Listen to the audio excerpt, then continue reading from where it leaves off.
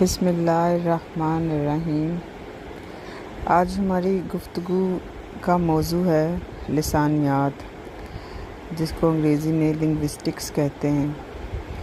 لسانیات کو عام طور پر ایک مشکل موضوع سمجھا جاتا ہے، یا لسانیات کے حوالے سے جتنی بھی دستیاب کتابیں ہیں ان کی زبان اور اس میں جو اصطلاحات اور کی زبان ہے وہ تھوڑی سی مشکل یا تکنیکی ہوتی ہے، جس کی وجہ سے ادب کا عام طالب علم جو ہے وہ لسانیات سے زیادہ قربت محسوس نہیں کرتا۔ اس ویڈیو میں ہم لسانیات کو تھوڑا سا عام فہم کر کے سمجھنے کی کوشش کریں گے، اور اس ویڈیو میں ہم نے لسانیات کو اس حوالے سے دیکھنا ہے یا اس کا اس طرح کی چیزیں تیار کرنی ہیں کہ جو طالب علموں کو معروضی امتحان کے لیے جو ہے وہ مددگار ثابت ہو سکیں۔ جیسے مختلف یونیورسٹیوں میں M Phil P H D کے داخلہ امتحانات میں عموماً لسانیات سے متعلقہ سوالات کیے جاتے ہیں، یا مختلف جو پبلک سروس کمیشن ہوتے ہیں فیڈرل یا صوبائی، ان کے امتحانات میں بھی لسانیات سے متعلقہ سوالات ایم سی کیوز کی صورت دیے جاتے ہیں۔ تو ہمارا زیادہ تر فوکس معروضی نوعیت کے سوالات کے جواب دینے کے قابل بنانا ہے طالب علموں کو۔ تو اسی طرح سے ہم لسانیات کی اسٹڈی کریں گے اس ویڈیو میں۔ تو سب سے پہلے اگر ہم لسانیات کو دیکھیں تو لفظ لسانیات بنیادی طور پر عربی زبان کے لفظ لسان سے نکلا ہے۔ لسانیات یہ دو الفاظ کا مجموعہ ہے، لسان پلس یات۔ لسان بمعنی زبان اور یات کا مطلب علم یا مطالعہ ہے۔ یوں لسانیات کے معنی بنتے ہیں زبان کا علم یا زبان کا مطالعہ۔ تو لسانیات علم کی وہ شاخ ہے جو زبان کی بنیاد، اصلیت، ماہیت، دائرہ کار، پیدائش اور اس میں رد و بدل جیسے مسائل کو زیر بحث لاتی ہے، یا زبان کے مختلف پہلوؤں کا فنی مطالعہ لسانیات کہلاتا ہے۔ انگریزی میں ہم کہہ سکتے ہیں کہ the systematic and scientific study of language is called linguistics۔ تو یہ تو لسانیات کی ایک عام فہم سی تعریف ہو گئی۔ اب ہم آتے ہیں لسانیات کی بنیادی شاخوں کی طرف۔ تو لسانیات کی 5 بنیادی شاخیں ہیں۔ سب سے پہلی شاخ ہے صوتیات، دوسری شاخ ہے فونیمیات، تیسری شاخ ہے مارفیمیات یا صرفیات، چوتھی شاخ ہے نحویات، اور 5ویں شاخ ہے معنیات۔ اب ہم پہلی شاخ پہ گفتگو کرتے ہیں جو صوتیات ہے، جس کو انگریزی میں فنیٹکس بھی کہا جاتا ہے۔ صوتیات میں زبان کی جو آوازیں یا اصوات ہیں ان کے سائنسی یا سائنٹیفک مطالعے کو صوتیات کہتے ہیں۔ لسانیات کی اس شاخ میں ساؤنڈ یعنی آواز یا اصوات کے مخارج اور ان کی اہمیت کا مطالعہ کیا جاتا ہے۔ سائنسی مطالعے سے مراد آوازوں کے مخارج، ادائیگی، ان آوازوں کی خصوصیات، درجہ بندی، یہ تمام چیزیں صوتیات میں مطالعہ کی جاتی ہیں۔ تو صوتیات کا تعلق بنیادی طور پر بولی جانے والی یا تقریری زبان سے ہے، تحریر سے اس کا تعلق نہیں ہے۔ لسانیات کی دوسری بڑی اور اہم شاخ فونیمیات ہے۔ جو فونیم اور یات سے مل کر بنی ہیں۔ اگر ہم فونیم کی تعریف دیکھیں تو فونیم کو ہم اردو میں کہتے ہیں صوتیہ۔ یہ اسمالسٹ یونٹ آف ساؤنڈ، کسی بھی زبان میں جو اسمالسٹ یونٹ آف ساؤنڈ صوت کا چھوٹے سے چھوٹا ٹکڑا جو ہے اس کو فونیم کہا جاتا ہے۔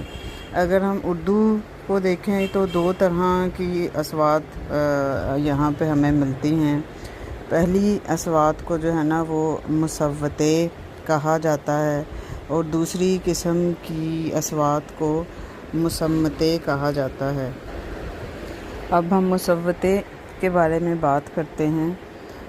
مصوتے جنہیں انگریزی میں ووول کہا جاتا ہے، اردو میں اس کے لیے مصوتے، حروف علت، حروف اعراب، اور ہندی میں اس کے لیے سر کا لفظ استعمال کیا جاتا ہے۔ اچھا، اگر ہم ان کی تعریف دیکھیں تو یہ وہ اصوات یا وہ آوازیں ہیں کہ جنہیں پیدا کرتے ہوئے ہمارے جو ہوا ہے پھیپھڑوں سے سیدھی منہ سے باہر آ جاتی ہے، وہ کسی بھی اعضائے اصوات سے یا کسی تنگ راستے سے نہیں گزرتی۔ تو اس طرح کی آوازیں اگر ہم اردو میں دیکھیں تو یہ الف، واؤ، چھوٹی اے اور بڑی اے کی اصوات ہیں، یعنی آ، او، ای، اے۔ تو یہ جو ساؤنڈز ہیں یہ پیدا کرتے ہوئے سانس کسی نمایاں رکاوٹ یا روک ٹوک کے بغیر منہ سے باہر آ جاتی ہیں۔ تو اس طرح کی آوازوں کو ووولز یا مصوتے کہا جاتا ہے۔ مختلف لوگوں نے مختلف اس کی جو ہے نا وہ اردو میں تعداد بتائی ہے۔ اب جو ہے وہ 10 کہا جاتا ہے۔ یہ 10 تعداد جو ہے نا الف، واؤ، چھوٹی اے اور بڑی اے کو ملا کے ہی آ، ای، الف اور چھوٹی اے، الف، بڑی اے، اس طرح سے ان کی کوئی بنائی جاتی ہے۔ تو اکثر جو ہے نا وہ امتحانات میں پوچھ لیا جاتا ہے، ایک تو ان کی تعریف کے حوالے سے، تعداد کے حوالے سے، یا یہ بھی ایک دو اس طرح کے بھی سوالات میں نے دیکھے ہیں کہ مصوتے کا دوسرا نام کیا ہے، اور نیچے آپشنز میں حروف اعراب ہے یا حروف علت ہے یا سر ہے۔ تو اس حوالے سے بس اس کی تیاری کر لیجئے۔ اب ہم دوسری آوازوں کی جو قسم ہے اس کی طرف آتے ہیں، جنہیں کہا جاتا ہے مصمتے، یعنی ہم اردو میں انہیں مصمتے کہتے ہیں اور انگریزی میں کونسوننٹ کہا جاتا ہے۔ مصمتے کے لیے اردو میں حروف اصلی یا حروف صحیح کی طرح کی بھی استعمال ہوتی ہیں۔ اس کے علاوہ سنسکرت میں اسے اسر کہا جاتا ہے۔ یہ اردو کی اصل اور بنیادی آوازیں ہیں۔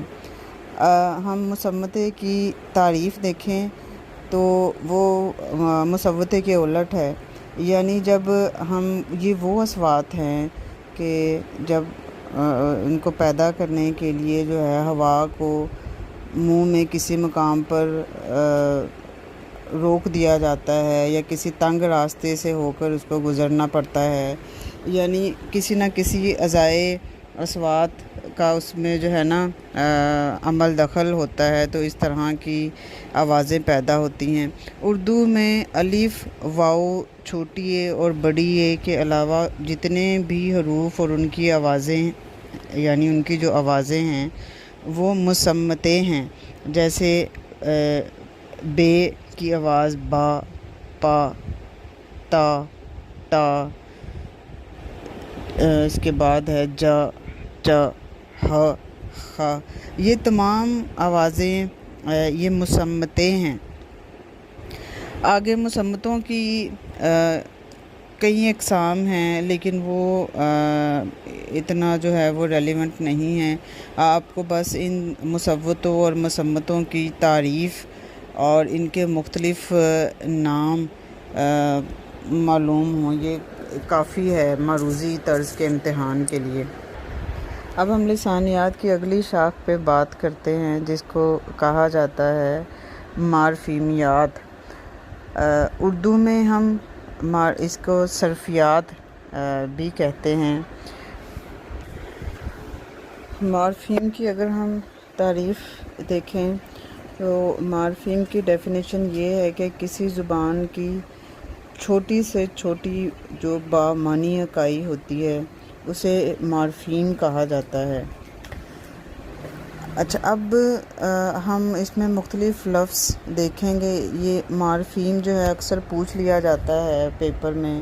آپ کو کوئی لفظ دیا جاتا ہے اور پوچھا جاتا ہے کہ اس میں کتنے مارفیم ہیں، تو اس میں جتنی بامعنی لفظ بنتے ہیں اس لفظ میں اتنے ہی اس میں مارفیم کی تعداد ہے. جیسے میں ایک مثال سے آپ کو سمجھاتی ہوں. جیسے ایک لفظ ہے زبان.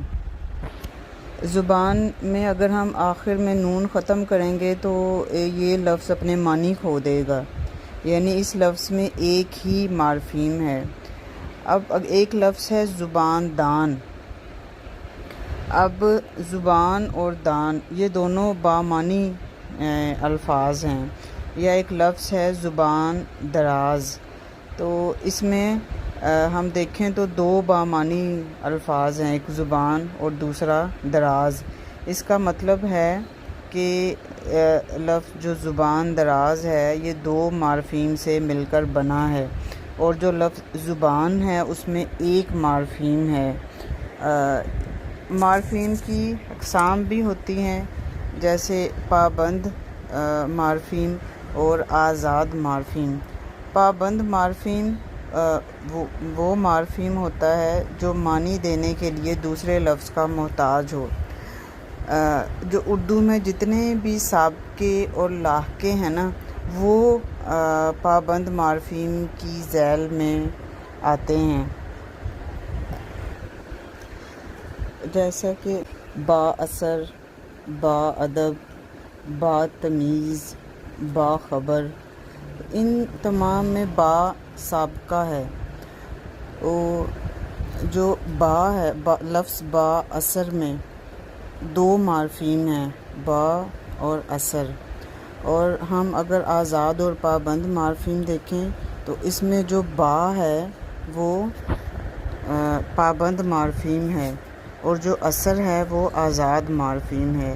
یعنی کہ پابند مارفیم وہ ہوتا ہے جو کسی آزاد مارفیم کے ساتھ لگے گا تو وہ اس طرح سے بھرپور معنی دے گا. یہی معاملہ لاحقوں کے ساتھ بھی ہے. جیسے پاگل خانہ، کارخانہ، کتب خانہ. تو اس میں ان الفاظ میں خانہ پابند مارفیم ہے اور پاگل آزاد مارفیم ہے. تو مارفیم کی عموماً اس طرح کی چیزیں کہ اس میں آزاد مارفیم کون سا ہے، پابند مارفیم کون سا ہے، امتحانات میں پوچھ لی جاتی ہیں. تو تمام سابقے اور لاحقے وہ جو ہے پابند مارفیم کی ذیل میں آئیں گے.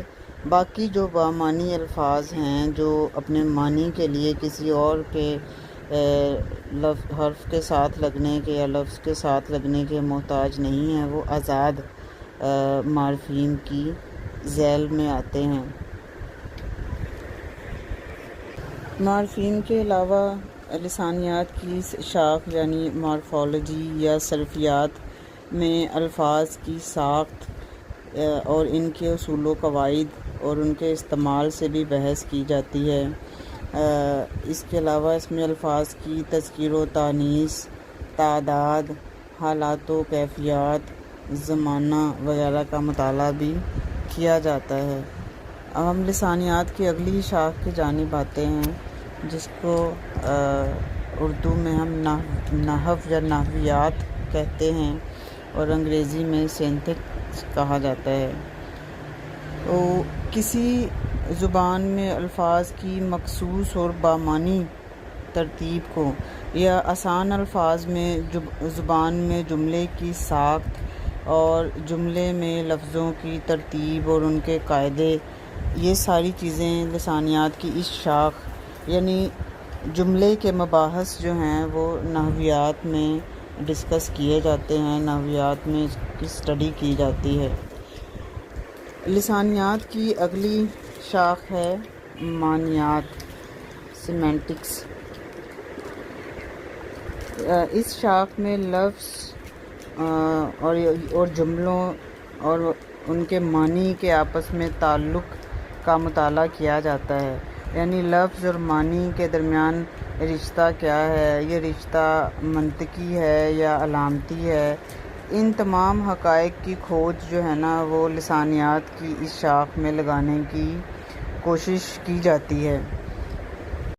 یہ تو تھا لسانیات، اس کی بنیادی شاخوں اور اس کی جو اہم اصطلاحات ہیں ان پہ ایک تعارفی گفتگو۔ امید ہے کہ یہ گفتگو آپ کو لسانیات کے کسی بھی ٹیسٹ کے لیے جو ہے نا وہ معروضی امتحان کی تیاری میں معاون اور مددگار ہوں گی۔ بے حد شکریہ۔